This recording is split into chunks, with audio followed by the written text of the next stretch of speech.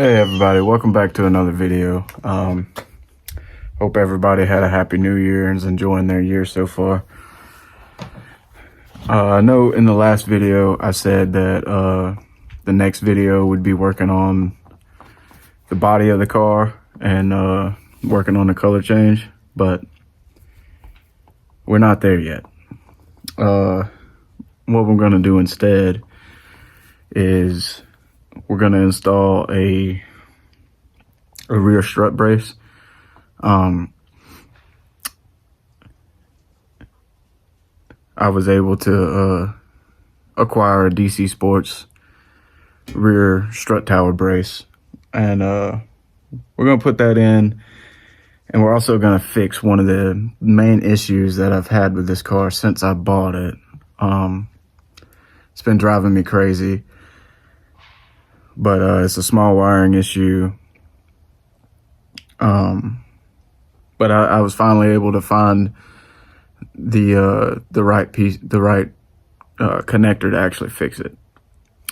It took me a long time to actually find it, but we're going to be fixing that, and I'm going to show you what I'm talking about and what's going on. But first let's put on this. Let's put the strut bar on first, because it's going to be a lot easier and less time consuming than taking the dash apart. So we're over here at the trunk of the car, and this is how our trunk floor is holding up. It still wasn't perfect, but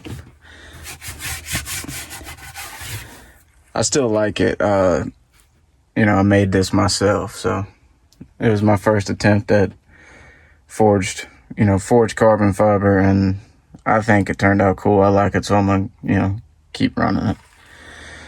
But I do not like seeing the rusted metal backs of the seats. So if anybody knows anything, or any company that makes a panel that'll cover that, let me know. I've just been running with this cargo cover, flip down so you can't see it, but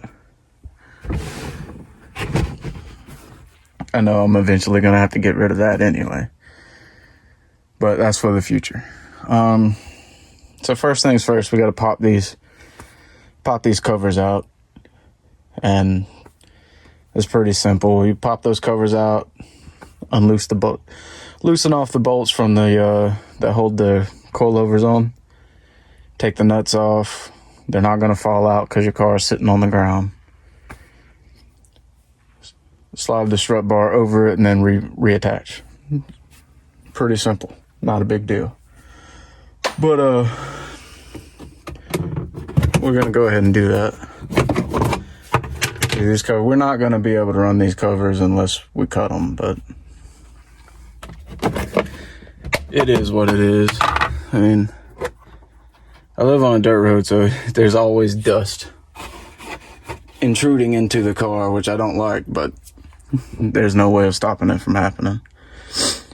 I might end up having to cut this piece off, but we'll see. Alright, so we loosened up the bolts, took them off, and this is our strut tower bar from DC Sports. It just slides straight over your coilover bolts. They just slide straight over them, and then you just put the nuts back on and tighten them up. I like this one because it's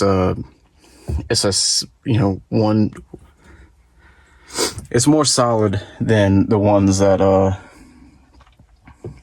have like the threaded rod.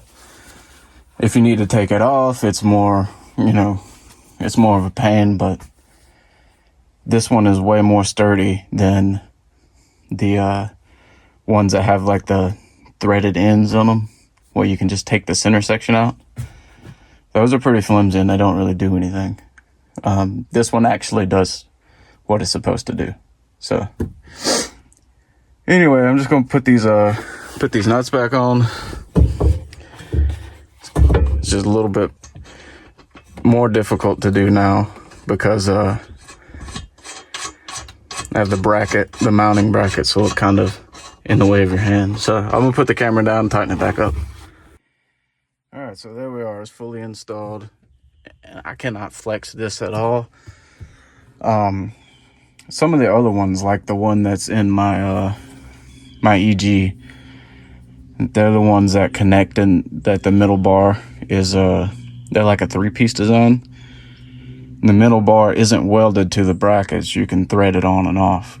Those flex a lot. And the main purpose of this bar is to, reduce understeer and stiffen the chassis up and reduce some body roll, which is my main problem with this car. Even just daily driving it, there's a body roll in the rear. So hopefully this will fix some of that. All right, on to the main purpose of this video. The backlighting on my dash cluster does not work because the previous owner deleted the dimmer switch and installed some aftermarket gauges there instead of putting them in a gauge pod.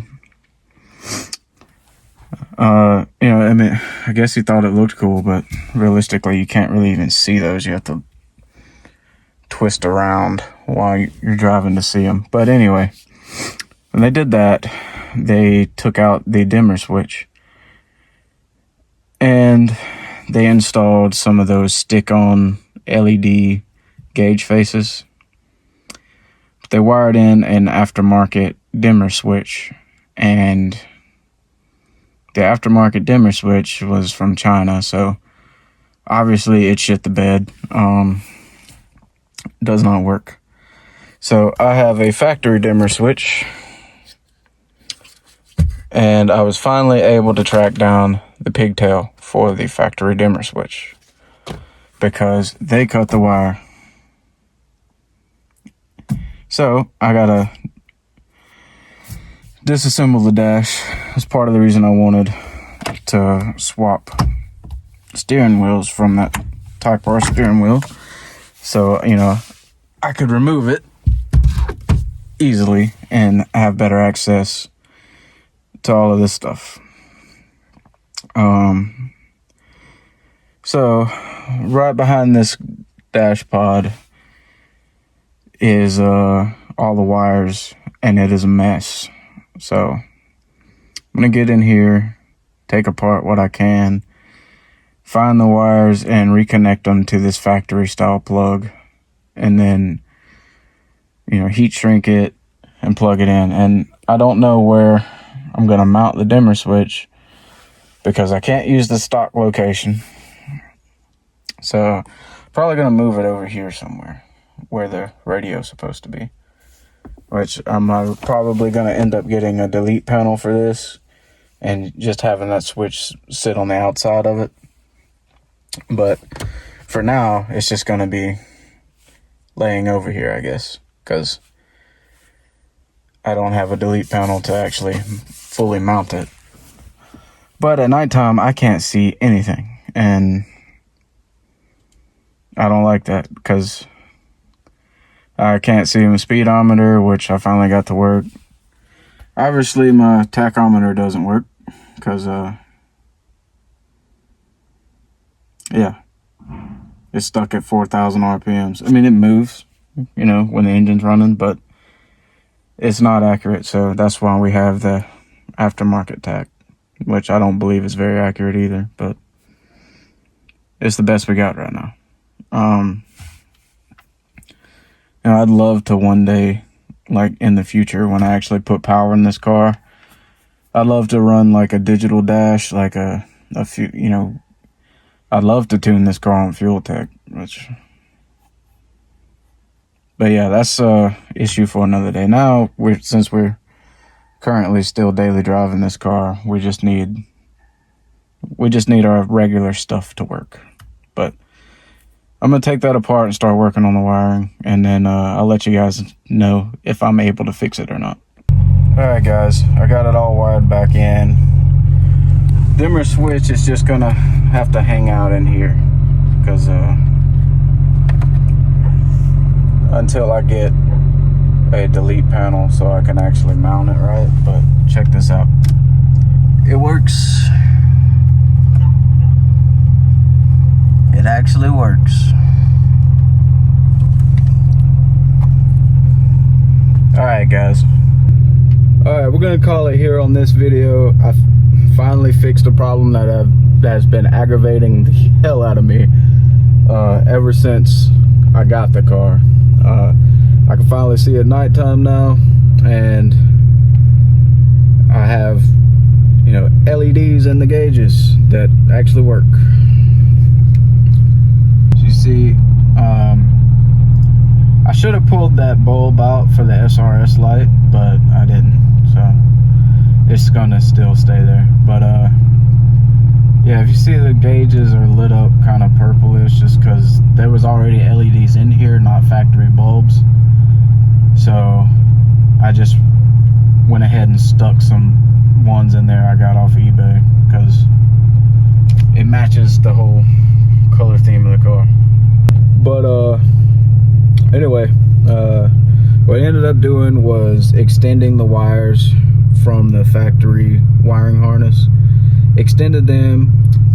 These aftermarket gauges here were actually wired into the ground on that factory, those 3 factory wires on the harness. So I extended that, 3-way spliced it, and then extended the other 2 wires down to the switch down here so that I could have access to it, since I can no longer put it in the dash where it belongs. It probably took me about 30 minutes to do that. The most aggravating part is just getting the bezel and the cluster out. But anyway, we're gonna run it like this until we, you know, upgrade to something better. Hopefully we'll have a fuel tech one day. But anyway, I'm gonna call that quits for this video. We'll see you in the next one. Peace out.